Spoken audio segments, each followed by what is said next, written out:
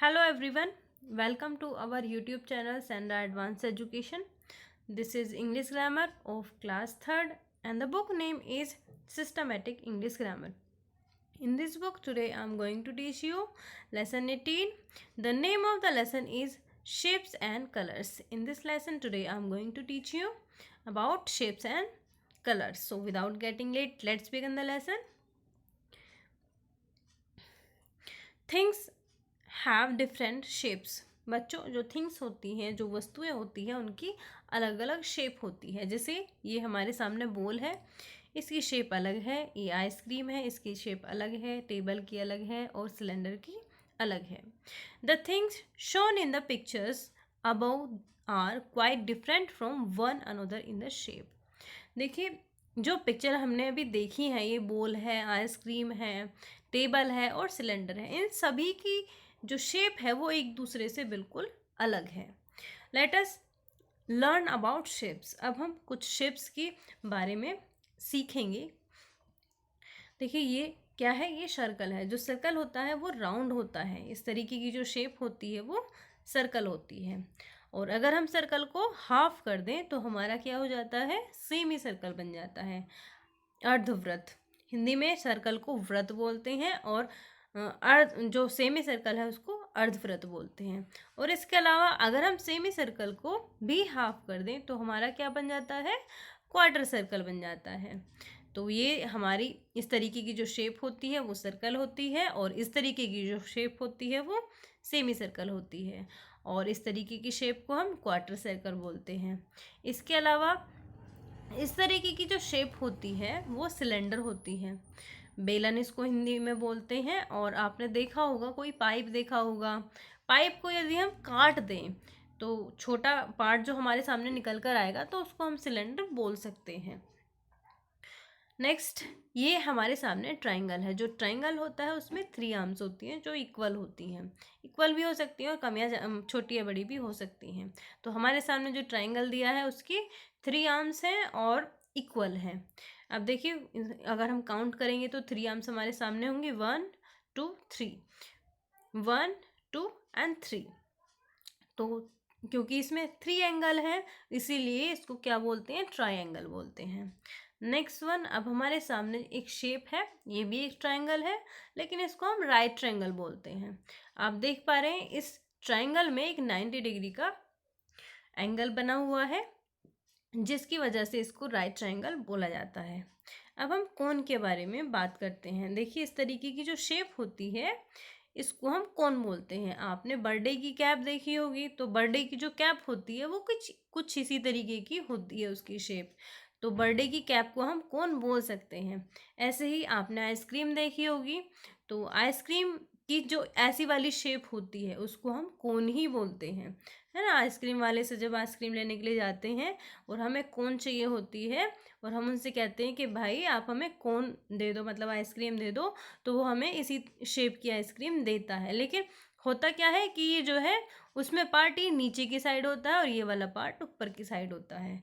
तो इस तरीके की जो शेप होती है उसको हम क्या बोलते हैं? कोन बोलते हैं। और इसके अलावा अगर आपने और भी कोन देखी है, मतलब इस तरीके की शेप्स देखी हैं, तो आप उनका नाम हमें कमेंट बॉक्स में बता देंगे। इसके अलावा इस तरीके की जो शेप होती है इसको हम डाइस बोलते हैं। डाइस ने इसको क्यूब बोलते हैं। और आपने इस तरीके की शेप देखी होगी, आपने लूडो खेली होगी। लूडो जब आप खेलते हैं तो उसमें डाइस का यूज़ करते हैं। तो जो डाइस होती है वो क्या होती है? क्यूब होती है। नेक्स्ट वन, इस तरीके की जो शेप होती है इसको ओवल बोलते हैं। अंडाकार शेप होती है, अंडे के जैसी इसकी शेप होती है। देखिए, जो सर्कल होता है वो तो बिल्कुल राउंड होता है, बिल्कुल गोल होता है, लेकिन जो ओवल होता है वो अंडाकार होता है। तो ये इनमें डिफरेंस है ओवल और सर्कल में। अब हम बात करते हैं पेंटागन की।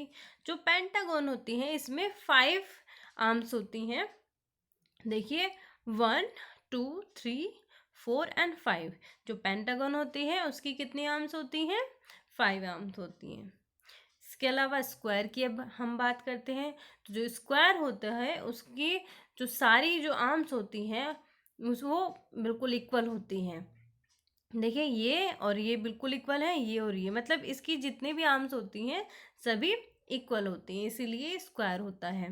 देखिए ये और ये सभी इक्वल है और ये क्या है, स्क्वायर है। तो आपके सामने जो भी जिस मतलब इक्वल शेप की कोई भी मतलब 4 एंगल हो, उसके अंदर 4 भुजाएं हो और इक्वल हो, तो वो हमारा क्या होगा, वो हमारा स्क्वायर होगा। इसके अलावा ये रेक्टेंगल होता है। जो रेक्टेंगल होता है उसमें क्या होता है, उसमें आमने सामने की जो भुजाएं होती हैं, एंगल होते हैं, वो इक्वल होते हैं। देखिए ये और ये वाला इक्वल है और इधर ये और ये वाला इक्वल है, तो ये क्या है, ये रेक्टेंगल है। और स्क्वायर में क्या होता है, स्क्वायर में चारों की चारों जो भुजाएं होती हैं, एंगल होते हैं, वो इक्वल होते हैं, जबकि रेक्टेंगल में आमने सामने के इक्वल होते हैं। और छोटे बड़े ये हो सकते हैं, मतलब ये छोटा हो सकता है, ये दोनों इक्वल होंगे लेकिन इनसे छोटे हो सकते हैं, ठीक है। इसके अलावा हेक्सागोन, हेक्सागोन में कितनी आर्म्स होती हैं, कितने एंगल होते हैं, तो इसके अंदर होती हैं 6, 6 भुजाएं इसके अंदर होती हैं, 1 2 3 4 5 एंड 6। तो जो हेक्सागोन होता है उसके अंदर कितनी भुजाएं होती हैं, 6 भुजाएं होती हैं। Similarly, all the things in this world have their own colors. जिस तरीके से जो वस्तुएं होती हैं उनकी अलग अलग शेप होती है, उसी तरीके से संसार में जितनी भी वस्तुएं हैं उनके सभी के कलर भी अलग अलग होते हैं। Look at the things in the pictures and learn the name of their color. देखिए जो पिक्चर्स दी गई हैं उनको देखना है और उनके कुछ अलग अलग कलर दिए गए हैं, तो उनके कलर्स को हमें क्या करना है, याद करना है। जैसे ये फर्स्ट हमारे सामने एक पिक्चर है पैंट और शर्ट की, तो इसका कलर क्या है, इनका कलर है डार्क येलो। नेक्स्ट वन हमारे सामने क्या है, एक ट्री है और ट्री का कलर कैसा है, ग्रीन है। इसके अलावा ये पिक्चर में थोड़ा कलर ठीक नहीं आ रहा है, यहाँ पर ये ब्लू कलर है, स्काई ब्लू कलर है। आप अपनी बुक में देखेंगे तो वो क्लियर हो जाएगा आपको। तो यहाँ पर ये स्काई का कलर दिया है, तो स्काई का कलर कैसा है, स्काई ब्लू है। इसके अलावा ये जो शर्ट है इसका कलर कैसा है, ऑरेंज है। और ये जो पैंट है इसका कलर कैसा है, ब्राउन है।